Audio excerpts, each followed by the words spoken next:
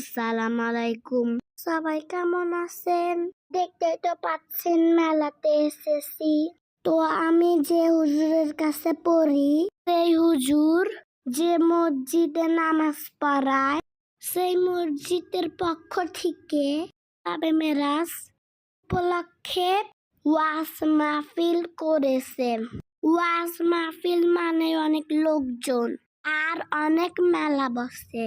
আমি কখনো এমন মেলাতে যাইনি, এই প্রথম এই ধরনের মেলাতে গেলাম। এখানে অনেক খাবারের দোকান বসেছে, অনেক খেলনার দোকান বসেছে, মাইকে অনেক কথা বলছে, কিন্তু আমি মাইকের কথা কিছু বুঝতে পারিনি। আমরা তো জানতামই না এখানে মেলা। সে ভালোই লাগলো, নতুন ধরনের অভিজ্ঞতা হইল। জীবনে কিছুরই অভিজ্ঞতার প্রয়োজন আছে। এই যে এত এত খেলনা দেখে আমার তো কিনতে ইচ্ছা করলো। তারপর একটা খেলনা কিনলাম, তারপর একটু ঘোরাঘুরি করে বাসে চলে গেলাম।